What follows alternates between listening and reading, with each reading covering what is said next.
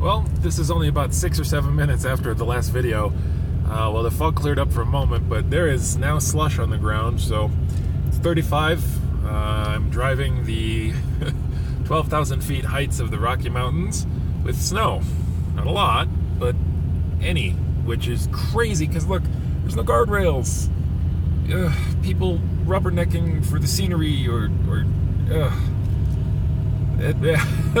even the angle that I'm taking this video from, I am once again leaning to the right, which is to say towards uphill, out of fear of somehow skidding off the road and going downhill. Ay.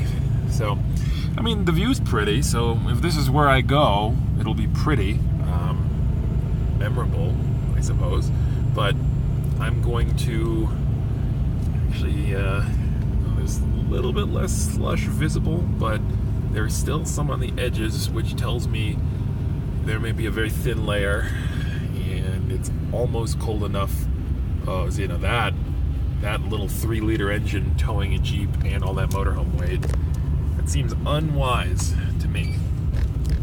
But who am I to say anything like that, because I am over the weight capacity of this truck in terms of payload, but way under what it can tow in total. So yeah, got that cloud, I got that other cloud, and it even with the lowered visibility, it is still drop dead gorgeous, beautiful out here. So very thankful for that.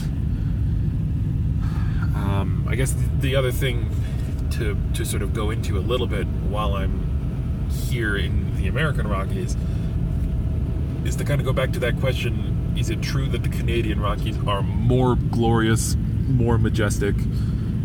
Yes, I will say yes. I've not driven through the whole park here yet, and that's okay, because the American Rockies have foothills, or foothill-sized mountains. The Canadian Rockies, you get like one foothill with trees all of a sudden after the Badlands where there was nothing. You go over the crest of that hill, and suddenly intensely steep, intensely tall mountains all around you.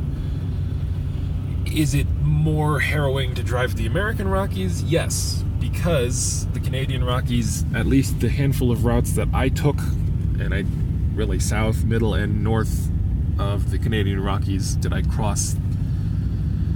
All of those that I did, they actually have routes that kind of snake around the base of the mountains. So you got some elevation gain, you got some crazy switchbacks, but none of these like sustained 8% or 10% grade uphill or downhill, for that matter, that is a portion of this drive. And the lack of crazy steep cliffs for the Canadian Rockies means that even when there's not a guardrail, which there often wasn't, you are only looking at like a 35-foot drop. Whereas in this case, this is not even that steep all of a sudden, but if you go, like, you're gonna keep going until you hit a tree or trees big enough, heavy enough to stop the momentum of you rolling down that hill. This is beautiful, and there's snow, which makes me glad beyond my ability to easily explain, because I am a Yeti. So, and then right down there's no snow, because Rocky Mountains, and because, red sign indicating, just so you're aware, you will be driving rough roads, or intense roads, not rough, these are well paved, intense roads where the weather can and will change at any time without warning. So, never a dull moment here on the mobile filming studio of a truck that I call a jaunt around the States. Alright, back to two hands on the wheel. Have a good morning or afternoon or evening.